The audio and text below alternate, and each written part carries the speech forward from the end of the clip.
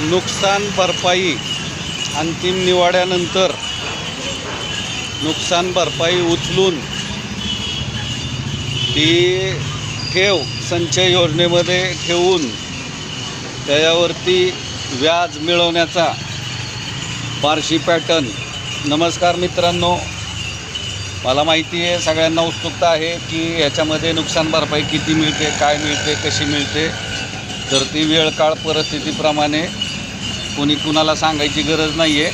अगदी दिल्ली मुंबईमध्ये आंदोलनानंतर किंवा कालच्या वाढवणमध्ये पुणे रिंग रोड असेल, तुमचं NICDC म्हणजे काय म्हणतात त्याला, शेंद्रा बिडकीन MIDC असेल, आता होऊ घातलेला पुरंदर विमानतळ असेल, सुरत चेन्नई दक्षिण सोलापूर असेल, आता परांडा तालुका असेल,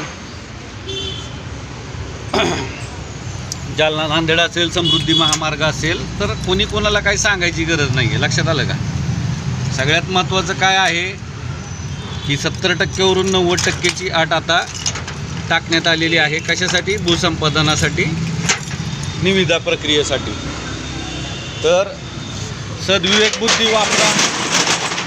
सगळ्यात महत्त्वाचं काय आहे तर आज बार्शी तालुका जवळ आहे, बार्शीला जाऊन बघा की तिथं कित्येक लोकांनी अंतिम निवाडे उचललेले आहेत. त्याच्या संचय ठेवी करून त्यावरती म्हणजे करोडो रुपयाचे निवाडे आहेत, त्याच्यावरती संचय ठेवीद्वारे महिन्याला लाखो रुपये व्याज येत आहे. सगळ्यात महत्त्वाचा आणि शेवटचा विषय म्हणजे आणखीन देखील जमीन त्यांच्या ताब्यात आहे. म्हणजे कसं वहिवाट चालू आहे. कारण याला की 90%ची जी अट आहे, 90% जमीन अधिग्रहण झालं का नाही हा संशोधनाचा विषय आहे, होता आणि भविष्यात देखील राहील. नमस्कार मित्रांनो, मी doctor Manoj Kumar Premraj Munot, Surat Chennai greenfield expressway बाधित लाभार्थी गाव, परिसर किंवा कुटुंबीय समजा. आपणा सर्वांना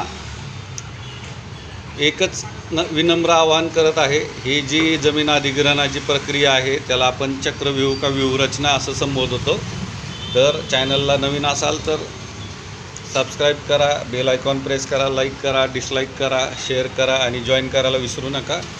last but not list, Indian expressways the lifeline of economy, हे मात्र निश्चितच.